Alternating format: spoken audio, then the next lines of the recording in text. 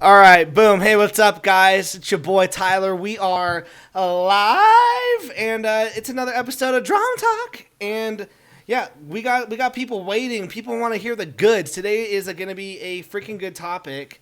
Today's topic is comic book genres, and which one makes more money. This is a topic that I've been mulling around in my head for a while, and we're gonna discuss this. So, guys, without any further ado, here we go. Welcome to Drawn Talk. Hit the music.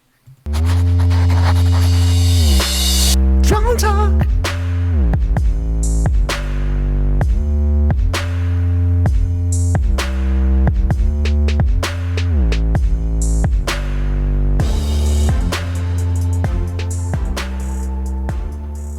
Boom, we are live. Now, guys, I'm wearing sunglasses because, as you can see, there's a glare in my apartment. It's also 90 degrees here, so I'm sweating my balls off. So, yeah, I don't think I'm a douchebag. It's just I'm trying to really make sure the sun's not in my eyes. But, guys, for today's show, we have a special guest on the show, okay? We got Matt. It's Matt, right? It's Matt. It's Matt. We got Matt on the show, and we are going to be talking about both our Kickstarters, Kyrie, the Curse of the Macedonian Scroll, and Undead Row. Both of these projects are currently on the Indiegogo. I'm putting the links up there right now for you guys to go check out these projects. We're going to leave it up right now on Kyrie right now because we want Matt to tell us real quick. Tell us about this project, and in like probably, I don't know, in like a minute, tell us why we should back this project, which, by the way, it's at 42%, which is really good. So yeah, Matt, tell us why we should back this project, and also thanks for being here. No, yeah. Thanks, buddy. Long-time listener, first-time caller. Woo! So Kyrie is, or Kyrie, or however you want to say it, just so long as you're interested in backing it, is about a group of thieves and outlaws trying to track down a ancient Roman death cult before they can summon the undead corpse of Alexander the Great and loose the gates of Hades. Wow, that's intense already.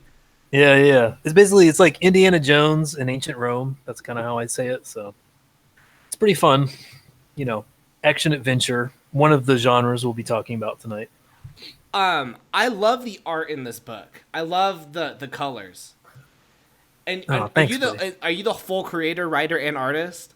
Yeah. One man show. Oh my god. Well, dude, I also feel you, dude. As a one man show, I'm embarrassed to call myself a one man show because this is beautiful. This looks so good. What do you use? I just want to nerd out real quick. What do you draw on, and what program are you using? I use Adobe Illustrator for about 80 to 90% of it. And then I just kind of jump into Photoshop and I do some like a paper texture, that kind of stuff. Yeah, I probably do it backwards, but hey, whatever works for you, dude. Yeah. No, this looks so good. Oh, thanks, buddy. Yeah. It's been a few years in the cooker, so it's ready. It's ready to be served now. No, so, I like that. Yeah. I want to get to the chat real quick, if you don't mind. We have Wes Nadell here. What's up, Wes?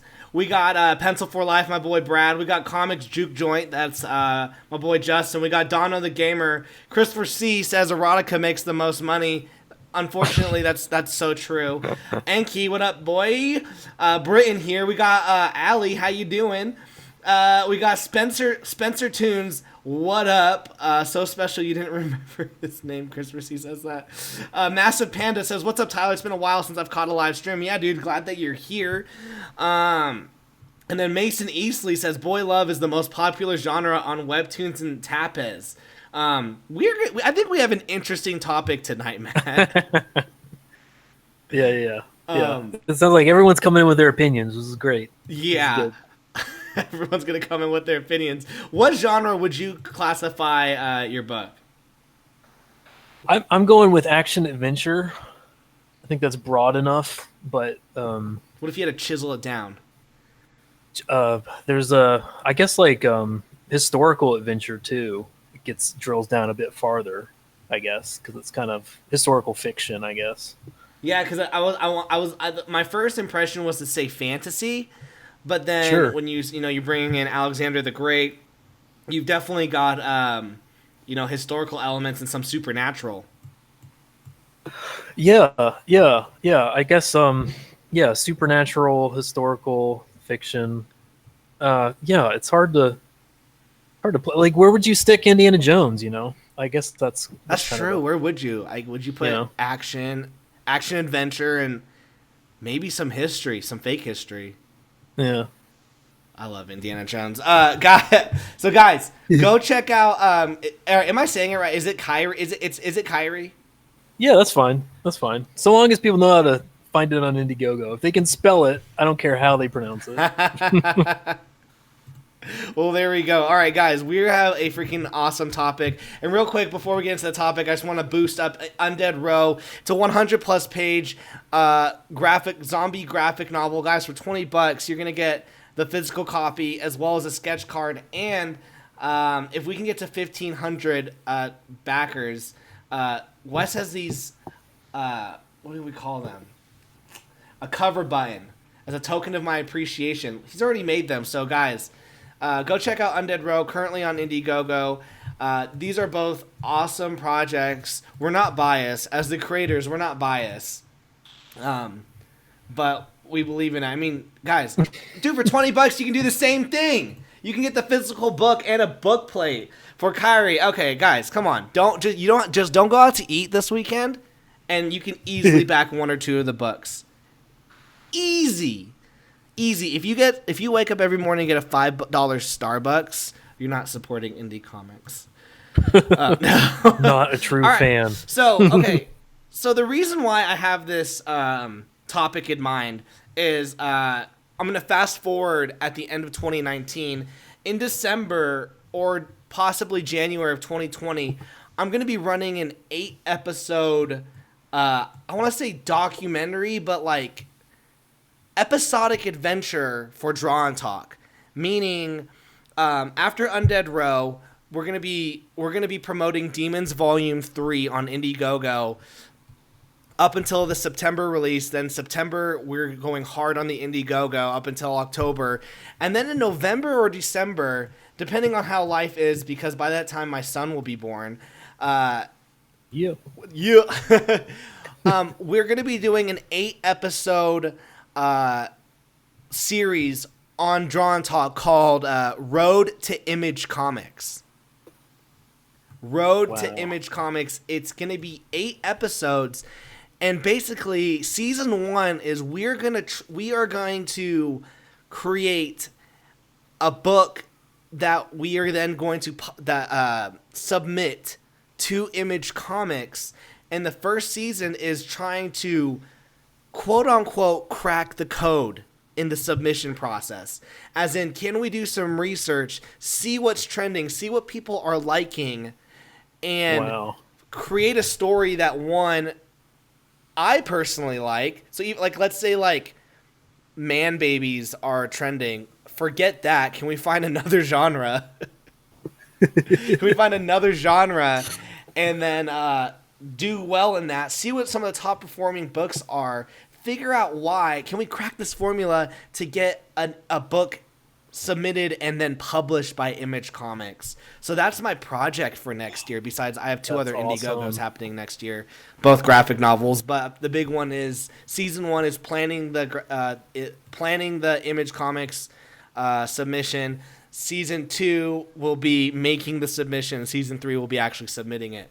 So yeah, we'll see. I don't know. What do you think about submitting to Image Comics?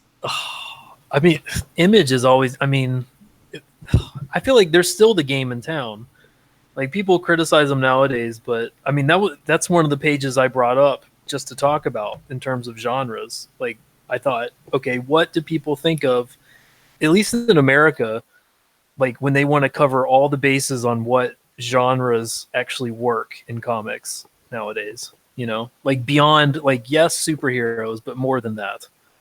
So, oh yeah, like they cover everything, and there's just so much possibility with Image Comics. Yeah. And that, like you said, they are still a viable. They're still the game in town for creators to. You know, I read an article where someone was criticizing Eric Stevenson, the publisher, saying, "Hey, you guys don't take any like real indies anymore. It's only pros." And he actually called them out. He said, you see these 5 or 6 creators who work for Marvel or DC? They did their first work with us." Wow. So it's still possible. It's a little harder. Oh, yeah. I mean, it's top talent there. It's top talent. And if you're top talent, I mean, chances are it's going to be easier for you to actually work for the big two, I guess. Oh, yeah. So there's going to be crossover. I mean, Scott Snyder can walk into any company and be like, "I have an idea," and they're like, "Okay." Yeah. They'll just say it. Let's see. Massive Panda says, "Facts, Tyler, I have friends who spend $100 a week on pumpkin spice lattes at Starbucks, but when I post on social media that my book is available for $5, they're like, 'Nah, son.'" Yeah, it's freaking ridiculous. The worst is when you post in like pre-Indiegogo or Kickstarter campaign, you're boosting it up, you'll get like 20 comments, a picture if you're lucky, and they'll be like, "This looks so cool, this looks so cool, this looks so cool," and you go, "Hey, the book's finally out." Ooh. Yep. It's like, where these... Give it a like, give it a share. Yeah, where'd these people go? Yeah, it's crazy. Yeah. We got my boy Sam Hershey in the house here. Sam, bruh, you can always just hit me up, bruh, and pay me in cash, and we'll give you the stuff. So, Kyrie, what do you think is like the most profitable genre? The most profitable genre, because if you think about it, Walking Dead is pretty profitable. It's a zombie. Yeah. But it's also drama. Yeah. What do you think, though, is a very profitable genre in comics? Or just, like, fandom in general, and could it be milked into comics? Okay, well, if I looked at Kickstarter, let's say, I'd say fantasy and slice of life are probably the top 2. I'm so glad we're on the same page, dude. Yeah, that was my first those are go-to equal point. Contenders. Yeah, and then if you go to Indiegogo, of course, you got more of a superhero bent, I guess, / action adventure. Mm-hmm. And then if you go to Image, my impression, and this has been this way for a good number of years now, maybe a decade, I think sci-fi / fantasy is probably like that's when they're. I mean, at least those are the genres that are knocking it out of the park the most. And I don't know, like it seems like Descender and Ascender. Yeah, and that Sea of Stars book. Yeah. And yeah, I'm trying to think of some more. What about horror? Yeah. I've seen some good horrors come out from Image Comics, like that's kind Witches, of a second Nailbiter. But then there's there's not a lot of people who do it, but there's crime, and that's I think people don't do crime because they think that's like for one creative team, and that's Ed Brubaker and Sean Phillips with their criminal books, or whatever they do. Which is kind of sad because this kind of gets into what sells overseas in Europe, and my understanding is anime too. But though to a lesser extent, both of those have, thriving kind of crime genre comics. They do well with that.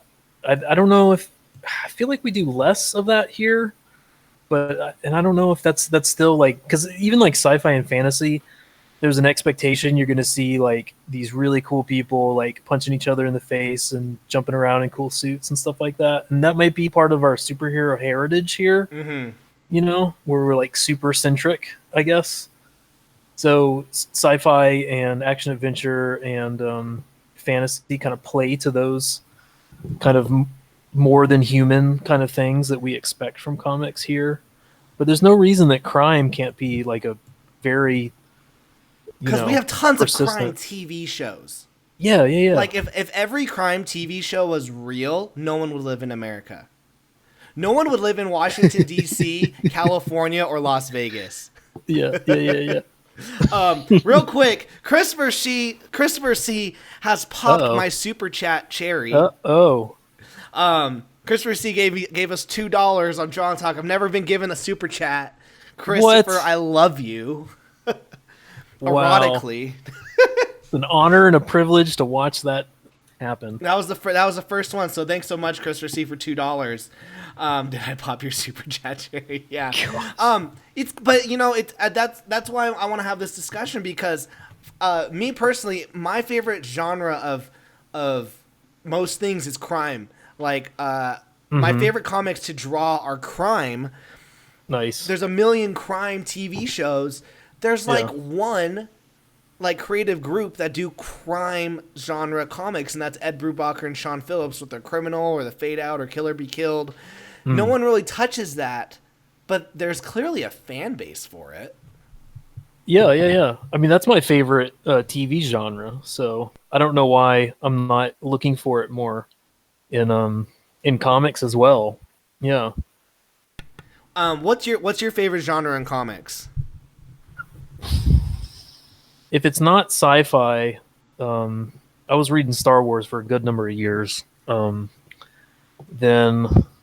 probably so I kind of grew up on European comics. My dad would kind of travel a lot, and he would take us there sometimes. And I'd have like European friends, and all they were reading is Tintin and Asterix and stuff like that.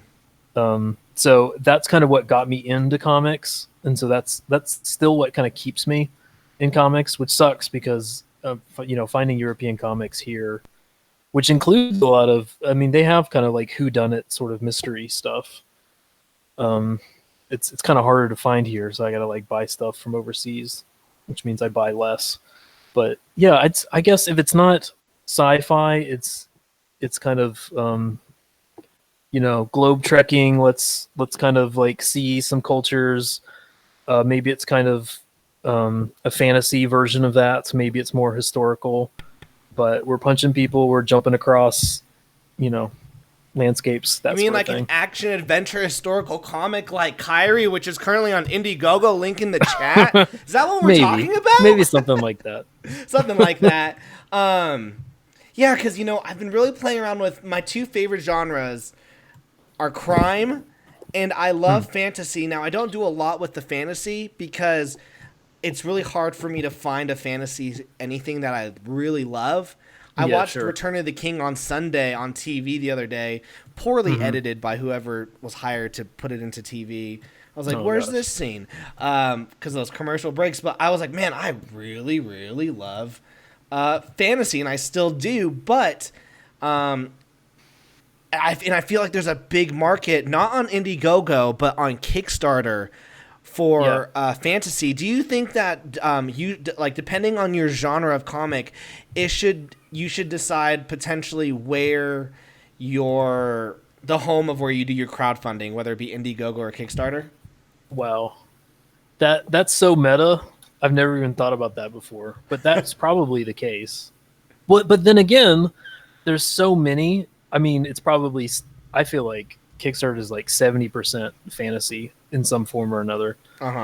Like, do you want to be that, that 71, what am I trying to say? Do you want to be just another fantasy genre comic on there? But then again, that's what people are going to. That's a great question. Because people love fantasy on Kickstarter. Like if you look at their comic section, there's tons of fantasy. I think, chicks with swords. Yeah.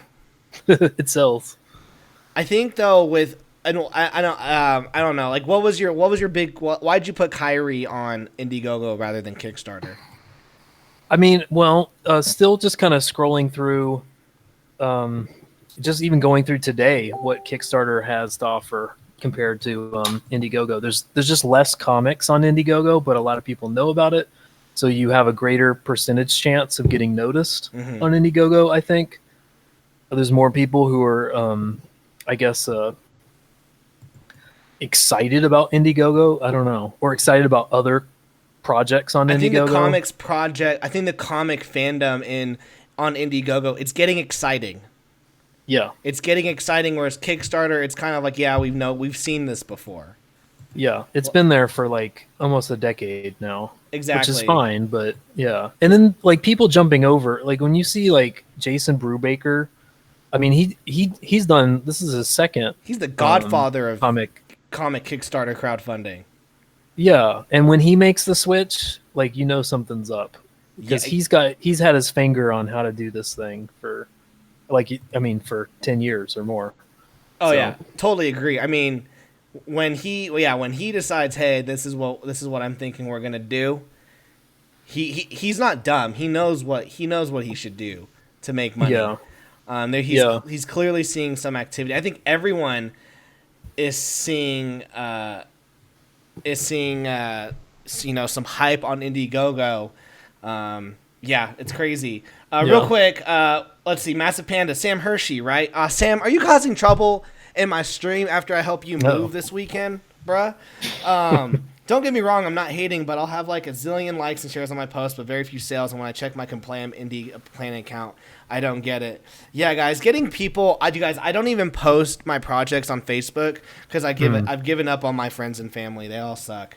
There was talk on here about Saga.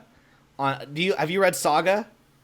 I read the first couple issues and I liked it. I don't know. I had a friend that was like so into it that it kind of turned me off because I was like, dude, like, chill.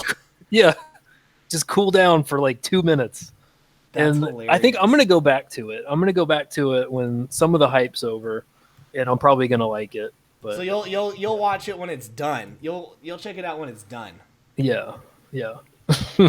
Shame. I like Saga. I read the first issue and then I was like, holy crap. And I read the second issue. I had those two for free for some reason on my phone. And then I stayed up all night and I read the whole series. Oh, wow. It's just on my Comixology account. I just kept hitting that buy button. Read. I mean, it's good writing and it's great. It's great writing and it's great art. Yeah. It's can you not ask for anything better in a comic? Yeah, it's a good point. Yeah, what's my problem? Why am I not reading that? Well, I can see though if someone like overhypes it, because I had a problem where one of my favorite Image series, which is a horror crime story, is Nailbiter, and I hyped it up way too high for my friend. Yeah, and like they read one issue and they were like, it was like isn't as good as you hyped it up to be. I'm like, are you kidding me? This is the greatest like horror crime comic you've ever read. Yeah. Check out Nailbiter, anyone. It was super good. I'm trying to think. What's the website where you can see like the top comics that are like being written right now? I mean, okay, hold on. I have one more genre I want to talk about before we do that. Superheroes. Do you think we're done? Do you think the public is done with superheroes? Like we already have enough Marvel, DC. We already have enough of the movies. Or do you think there's still a market for indies to hit up the superhero genre? Well, I noticed that Kickstarter has rolled superheroes into action adventure. They have action adventure and superheroes as a genre. So I don't know what that says. Maybe that says more about Kickstarter than about superheroes. Dude, don't get me about Kickstarter. I DM'd the lady in charge of Kickstarter comics. And I was like, hey, because my Demons Volume 1 was initially on Kickstarter, and I was like, hey, I funded in 3 days. What are the chances of me being able to get on like the trending page? Because I thought it was pretty good. And she was like, yeah, your comic just doesn't really match what we're like going for. And I was like, okay, well, let me look at what you've got. Well, let me see what you're going for. And it was like all these cutesy, cartoony, Pride Month stuff, which is fine if people like it. But my comic had funded more and faster than those other comics. Yeah, so that was just this month. No, sorry. That was last year, October. Okay, yeah. All right, I thought it'd been a while. Yeah. So I was kind of sad about that. I was like, okay, clearly. Whereas with Indiegogo, I funded in like a day and a half, 2 days, and immediately was put on the trending page.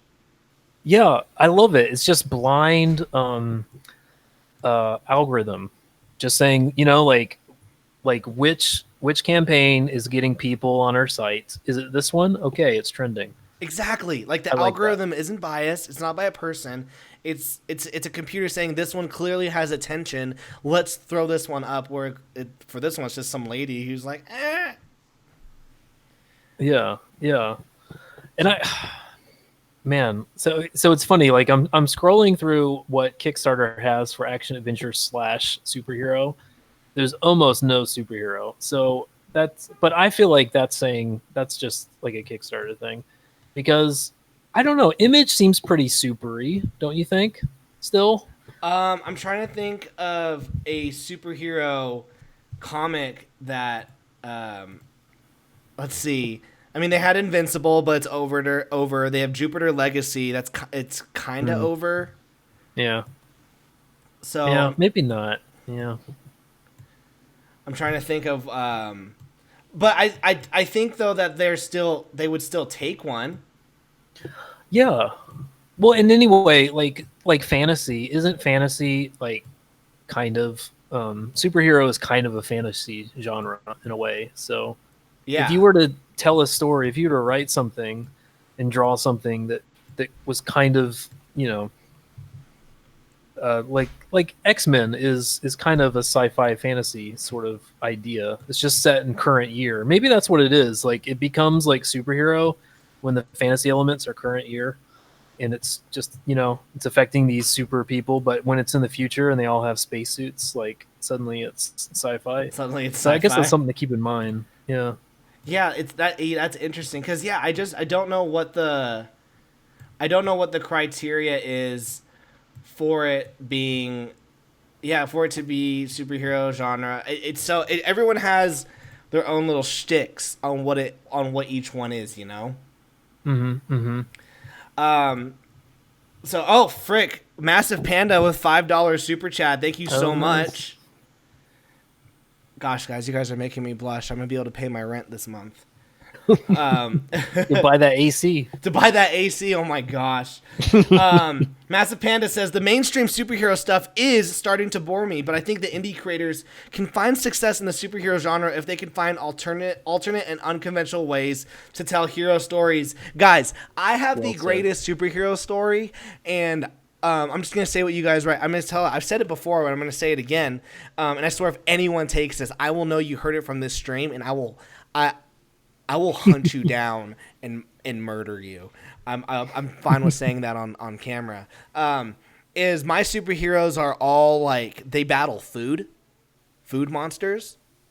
And at the end of each issue, you would get a recipe to the evil food monster. Oh man. So you can make it. That's fun. Yeah, so it'd be fun. But you also get to like cook the thing, and man, Draw and Talk will turn into a cooking show. The possibilities are endless. It's an all-in-one package. You're handling all the senses, all 5 senses. Exactly. Great. On today's episode of Draw and Talk, we're going to show you how to make a quiche while talking about Kyrie, the Indiegogo, which is currently on Indiegogo. Let's smack that. Let's smack that link. Undead Row. As well as check out Undead Row. Also on Indiegogo. Links are in the freaking chat, people. And also, guys, if you guys have any questions for Matt, please hit them up in the chat. But yeah, with genres, which ones make more money? I'm feeling you with the whole slice of life and fantasy for Kickstarter. Superheroes are doing pretty well on Indiegogo. Do you think, and one thing that I kind of like about Indiegogo is I am seeing some creators who you've never heard before beating out the funding of some big mainstream creators who are on Kickstarter. Yeah. Well, it's kind of, it's like I'm seeing a lot of talent on Kickstarter. Like I really am. Like you just scroll through and you're like, man, I wish I could draw like that. I wish I could draw like that. And people are making, 5, 6, 7K. A lot of these are 2K. And some of that has to do with there's just so many people. I've heard somewhere there's like 4 times as many comics like currently trying to be funded on Kickstarter as on Indiegogo. So, you're splitting your chances down to a quarter of getting seen, Yeah. And good luck someone scrolling, and then clicking load more like 3 or 4 times. Yeah, no way. No way. I also don't like the layout of Kickstarter at times. Also, like even with some of their like doing a funding page, I don't like it. However, maybe, and something that I think that I want to get into one day is a board game or a card game. My Mm-hmm. friend put out a D&D book. It was just like a big book, and it had pictures of like the various maps you could potentially play in your D&D campaign. Bro, he Nice. made $1 million. What? I kid you not. He made $1 million Wow. On Kickstarter? on Kickstarter. Oh man, bro. $1 Good for million. him. $1 million. And then the Man. next week, his fiance said yes. I wonder why. Because she's marrying into $1 million. No, but like, Wow. yeah. I think we're in the wrong game, man. What are we doing? We should just be drawing maps. Dude, yeah, exactly. Turn Kyrie into a board game where you got to do the exact same thing and kids get to learn. And if you It's could funny put that, because if you could put that Muzzy animal to teach them Spanish at the same time. oh geez, yeah, the un, deux, trois. Exactly. I still remember that stupid commercial. Oh, I know, right? Get Muzzy. All 8 VHSs will be sent to you. Yeah, for like $69.95. Yeah, exactly. And if you call now, you'll get the bonus Chinese one. Massive Panda says, Matt, your work is phenomenal. You're doing it all by yourself. I am too. How do you deal with not getting burned out with all the penciling, inking, and coloring? Oh, thanks, Massive Panda. I just let's see. Well, I have a day job that looks nothing like this comic, so It's not that kind of colorful. helps me to keep my creative juices flowing just towards this comic. And honestly, so it's 240 pages. If we can hit stretch goals, and all the pages are done, and that took me about 4 years. So there's that too. You gotta let yourself It's pace it $20 at and you're going to get 240 pages? yeah. Oh my stars, guys! Could this be this beats? Is this the greatest like deal on Indiegogo right now? I think so.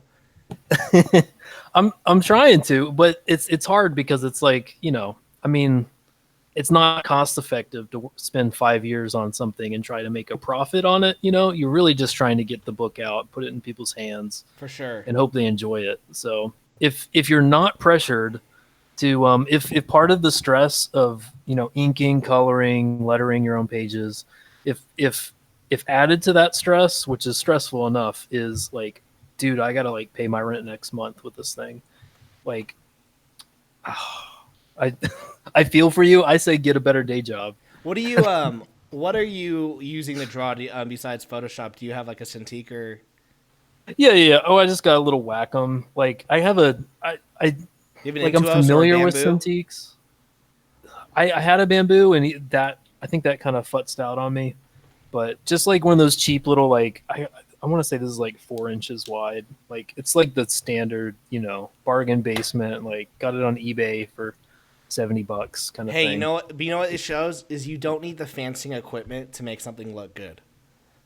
People think that. Like I saw on some forum, they're Yeah. like, "Yo, I'm getting into comics. I'm thinking about getting a Cintiq to make my art look good." I'm like, "Bro, you could make the ugliest art with a Cintiq." It's so true. That's what's so great. I feel like digital art is a great equalizer in a way. Like I guess, well, though everyone kind of argues on Photoshop, like, oh, what brushes do you download? Do you make your own brushes? Have you done your own like hand drawn typeface? If I could only have the brush that you use, my art would look as good. Well, that brush is called Adobe Illustrator. So you already have it, bro. Oh man. Brandon says, Tyler, you need to make some freaking literally and oh my stars merch. Don't worry, Yeah. bro. It's coming. Great idea. It's coming. I made a shirt. It's so embarrassing. I actually did make a shirt, and it was a 9-panel grid, and it said, "I'm a," and then it shows the 9-panel grid, and then kind of guy. And I showed 10 people, and each of them said, including you, Justin, including you, is that in a Rubik's Cube? And I went, no, it's a 9-panel grid. Like, I'm a 9-panel grid comic kind of guy. And none of the 10 people got it. So I chucked that design. There was so much potential there. I like I it. know. Oh. Because, man, I was thinking if I can get the indie people to roll in with this, and then I show Tom King, who loves 9-panel grids at DC, Yeah. it's like over. So, dang it. So here's the thing, with your with your story, and when you were thinking about it, or I guess when you as a creator, because obviously as creators, we don't just have one story in mind. I'm sure you have 1,000 stories that you'd love to like to make, and with comics, what sucks is they take so freaking long to make. Yeah. What are some future genres that you want to hit?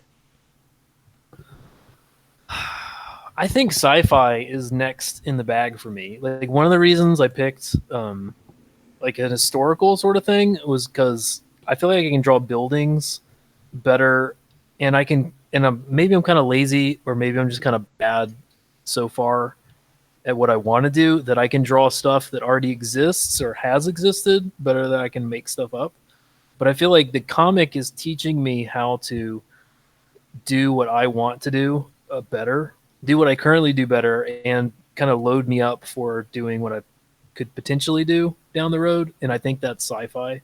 Mm-hmm. So I'd like to switch it up and just go sci-fi. I mean, that's some of my, and this goes with a lot. I mean, there's nothing original about this, but a lot of my, favorite movies of all time and books are sci-fi comics.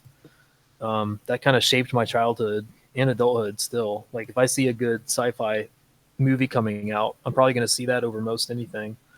So yeah, I'd probably hit that up, but that's really action adventure in the future. That's, so I think your style would be so good for it. It would definitely work. But I'm with you. Like the reason why, like I love sci-fi and fantasy, and I've wanted to do a fantasy for so long. And whenever I get to start drawing it, I'm like, gosh, I got to make this stuff up. Yeah, and it's hard. Yeah. Like I'm pretty confident I can draw a building and a house and a sidewalk. Yeah. I can't draw what you're drawing, like boats and stuff, very well. I mean, if I was practicing all day, I could do it. But like that's why I like crime noir. Is I'm like, okay, building, it's a rectangle. Sidewalk, it's rectangle. But when you do that very well, and you spot blacks very well, so obviously that plays well. That's my favorite. That's a hard thing with fantasy is I don't want to do as many blacks. But then my hands start shaking. It's like just black it all. Like that's something like I have a hard time doing. Spotting blacks is tough for me, man. Like but your coloring though is on point with. See, I spot blacks because I'm pretty lazy with my coloring. Your coloring is great, dude. Well, it's like it's a crutch in a way with my European comics kind of background. Like people don't really spot comics over there. I mean, spot comics. They don't spot blacks, and then they like like flat color kind of things. So that's just kind of what trained me. And now like just learning to like I could cover, I don't have to draw like every single inch of this. Like I could draw half of it if I wanted to, if I was really intelligent about where to do blacks. For sure. I don't have a spot in my brain for that. All right, here's something Specs Vision brings it up in the chat, and I've thought about this a lot. Would love to get your thoughts. Specs says the adult XXX genre seems to sell a good bit too. I see a lot of that on Kickstarter.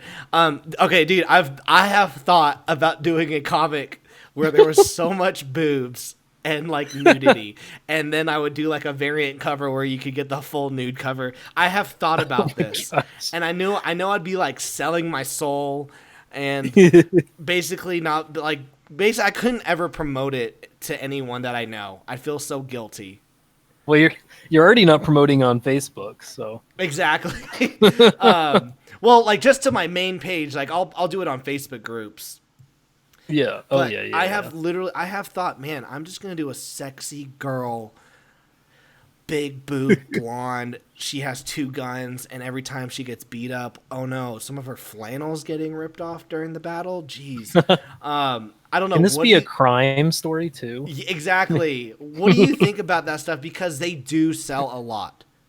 I will. The thing is, like, I guess, like, more power to them if that's what's selling. But the thing is, the supply of that, there's a big demand, but there's a giant supply for it too.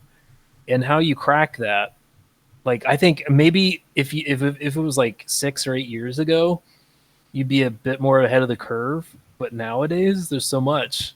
Like, and someone brought it up on Webtoons. That's like, you know, um, Oh yeah, coming of age romance in school is probably it's like 85% of so true. realistically of Webtoons. Yeah, Like, man, I put up a freaking decent webtoon, and yep, I did like Jack for like 5 months, and I gave up. But then my this girl that I know who's around here, and I still don't know her first name.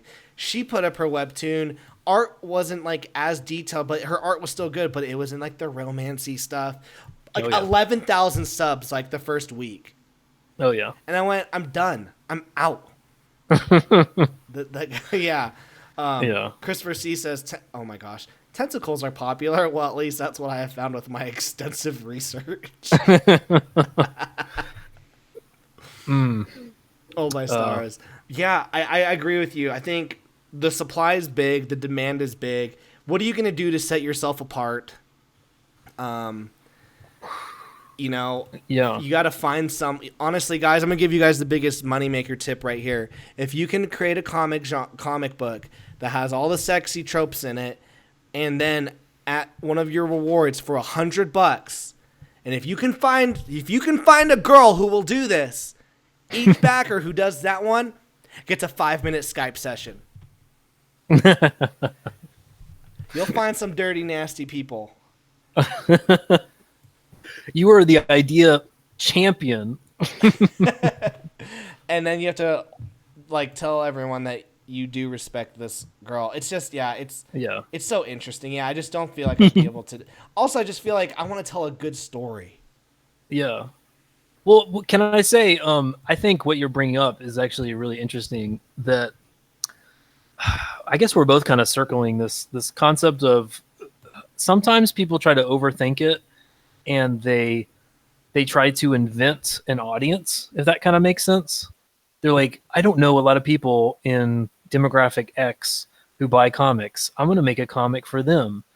And I think that's uh, what would be, well, it's stupid. They're not buying comics because they're not interested in comics. And I understand, like, there is like a bit of a if you build it they will come sort of thing, but that's not something that one creator is going to do. There's going to be a lot of bodies on the battlefield before one comic actually pushes through and brings in an entirely new demographic who want an entirely new genre For in the sure. comics. I think what you really want to do as an individual creator, especially if it's just you, is figure out what is already working and then innovate in original and compelling ways within that, So, which is art. Like, what did Saga do? Like, that's exactly what Saga did. For It sure. figured out what it was already doing well, what people already expect from comics in a way, and then did an entirely original take on that expected genre. Just the fantasy, Sci-fi adventure. yeah, and there's some romance in there, and it's covering all the bases, but it just did it in a new, interesting way. So just figure out what people who read comics like, and For then give them sure. something new. Give those people something new. For sure. So yeah, guys, Yeah. I guess when it comes down to with our topic, um, and like comic book genres, which one makes the most money? Um, I think it doesn't really matter. Find the Hmm. genre that you want to tell your story in. Make sure you do some research and seeing, okay, what Hmm. has worked well, what hasn't. Yeah. Know that you might have to be one of the bodies in the battlefield. Yeah. That which sucks, but ultimately it's about telling a good story and doing Yeah. something different. Because Yeah. if you're just copying someone, then it's like, yeah, what's the point? Yeah. Definitely don't do like bottom shelf version of someone else's story. And Yeah. I like what you said. Like, just make sure that you're finding the story that you want to tell, and then find the genre that kind of works for that. Because I Yeah. guess there's probably more than one genre that you could probably tell your story within. Like a lot of historical adventure stuff could also be in a sci-fi version kind of thing, and a lot of superhero stuff can be sci-fi. But yeah, make sure you're applying that in a smart direction, I guess, and in a genre that already exists and already has a reading audience, I guess. Guys, try to be Fruit Loops, not Fruitios, the off-brand stuff, Yeah. which still Well, tastes good, but that Toucan Sam does not approve of those. All right, guys, as we get the show to a close, let's go back to what's important, which is talking about Kyrie and Undead Road, which is currently on Indiegogo. For $20, you're gonna get a 40 page comic book, $20, and it's signed. It is signed right there, guys. That is such a spanking good deal, and it's already done.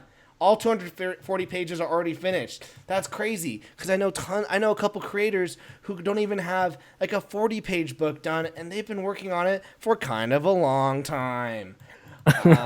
No shade on a couple creators that I don't like. But yeah, look at that. Like, and from an indie creator, 240 pages. Guys, I've been drawing. I'm on page 100 something on Undead Row, and I'm losing my mind. Not that I don't enjoy it, but I'm like, holy crap, this is taking so long. 100 pages, and it's just black and white. I can only imagine coloring it. That would be fun though, but it's a challenge. I can only imagine spot blacking 100 pages. Exactly. Christopher C says, "How many titties are in 240 pages?" There's a swimsuit scene around page 160. Christopher sees. Well, you got it backwards.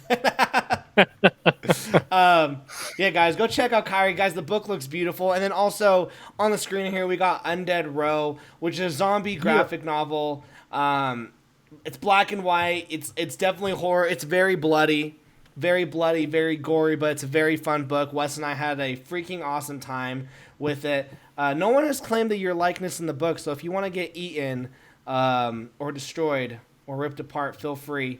And then we have a professional comic book artist do a virgin variant. Nice. For he's worked on DC and Marvel. It's Chris Marinan. He's done Wonder Woman, Spider-Man, Wolverine, just small titles. Nothing big. And Christopher C says, "I backed it, just backed it." 60. You're at 65 Undead Row. I'm hoping. See what you got. How many? Was it you? Christopher C backed it. You wait, me or you? 65. Oh, we talking Undead Row? Or are we talking Kyrie? We're talking about Kyrie. Oh, thanks, Christopher C. I appreciate it. Christopher C was one of the first Undead Row backers. Cool. Thank you so much. Dude, Christopher C is like the indie advocate. He's a baller. Like the indie community wouldn't be anywhere without Christopher C. And if you ever see him in a chat, like the humor's about to get pulled up to like 1,000 because he's hilarious. Yeah, I'm noticing it. So yeah, thanks so much, everyone. Once again, check out Kyrie or Kiri on Indiegogo. Link in the description. Go check out Undead Row. Also currently on Indiegogo. Matt, where can people find you on the social media? At Matt Krotz on Twitter and Instagram. All right, you know what? I am not going to write that, so I am just going to... I'll put it in the chat. Oh, boom. All right, Matt's going to put it in the chat because I'm like hella lazy. That's why I go by Matt C. There you go. And yeah, guys, thanks so much for watching. We're going to have a live show on Wednesday. I might put up a video. If I don't put up a video tomorrow, we'll have a live show on Wednesday, 100%, with Specs Vision. And then Friday or Saturday, I'll upload another pre-recorded episode. Right now, guys, I'm going to give you guys the what's up. My apartment is like 90 degrees. I'm sweating buckets. I'm going to go take a cold shower, then cry. My wife is currently in the room looking for apartments for us to get out of. It's literally Undead Row while I draw. like I'm just sweating. I'm like, yeah, and I'm not even losing weight, which is the worst part. So that sucks. So guys, thank you so much. Everyone go follow Matt Krotz. Go check out Kiri. Go check out Undead Row. You guys have a good freaking night. Thank you so much for watching. Let me hit the music. Peace. Yeah. Drunk Talk.